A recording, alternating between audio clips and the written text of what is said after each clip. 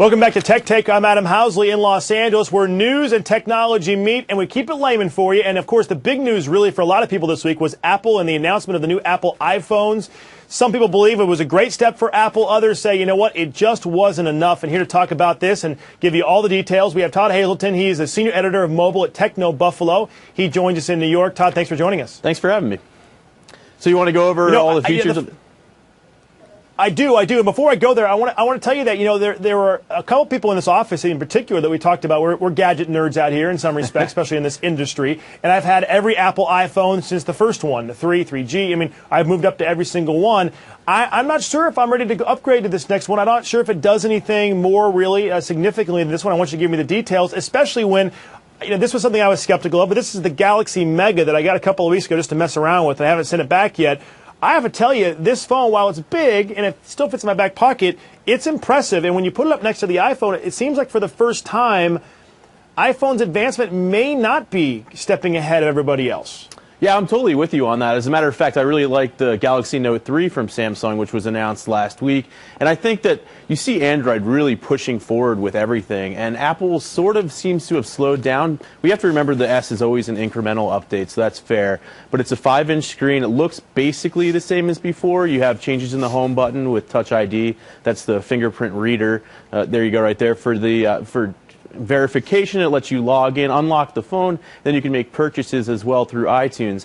I think what's most exciting, and Apple hasn't said when or if, but I think it's going to be very exciting if they allow developers to take advantage of this tool. Then you can use it to, say, log into your bank account or log into social networks or other places where you'd have passwords. They also made a lot of advancements in the camera technology. You have a better aperture camera. It's an f-stop 2.2 lens. You have rapid fire shooting, which is great. Apple hasn't really done that before. It really takes a bunch of photos. And then with the new processor, it's an A7 chip as opposed to the A6 in the iPhone 5. And they also added an M7 co-processor. I'll talk about that in a second. But with that faster processor, you can really process those images, and it'll pick the best one for you. So there's some small, really neat features in there. Again, though, I'm with you. I'm not sure it's worth the upgrade from an iPhone 5. Yeah, I mean, I guess the first question I had, and I think we've had an answer with their announcement yesterday, was about the fingerprint technology. I mean, so more than one person theoretically could use the phone. It can sense more than one finger, correct? Right. Yes, that's correct. You can log multiple fingerprints into it. Yeah, so I mean, there were some interesting advancements. I think there were a lot of the cool little features like that that normally iPhone users look forward to. I think there wasn't that big splash, though. I mean, correct me if I'm wrong. I think a lot of people were hoping that at least on the higher end unit, the one that senses fingerprints and stuff, that they might have a little bit bigger screen or something to make a bigger splash to go along with those other cool features that they always have. Yeah, I think there were a lot of hopes for that, but with all of the leaks, and that's another problem entirely for Apple, we sort of knew what to expect going into this event. We saw the iPhone 5S, sort of every single part of it ahead of time. We knew it was going to have a fingerprint reader. We knew all of that. And then with the 5C, which was supposed to be this budget iPhone headed to China and emerging markets, so it was more affordable. Well, that's not really quite a budget phone, right? It's $99 on a contract. Then you can step up to a 32-gigabyte model for $199, and the iPhone 5 is sort of just out of the picture now. So I'm not sure there's anything really, you know, that was surprising or compelling out of this event, aside from people that are upgrading from a 4S or a 4. Right. For people at home, we'll give a couple little maybe clarifications here. There's two basically new iPhones coming out. There's the higher end model that we're used to that basically is, as we just talked about, Todd mentioned, is basically the same phone that we already have.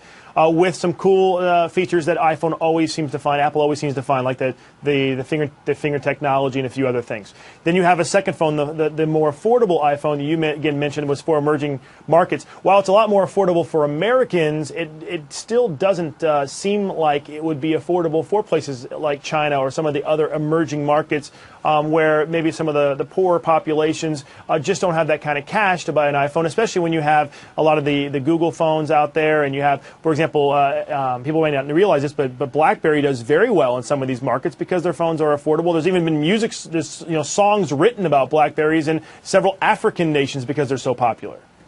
Right, exactly. And Android's totally killing it in China. Samsung's running the market there. You also have Huawei, ZTE, CoolPad. A lot of the local brands are really who Apple has to go after in the country, and it really needs to seal a deal. And apparently, the Chinese government approved the proper bands that could be used on China Mobile with the iPhone 5C there. It's still going to be a matter of price, and we haven't had a confirmation that China Mobile is going to have it. And maybe Tim Cook came to terms with China Mobile to come down on the price, but I'm not sure yet.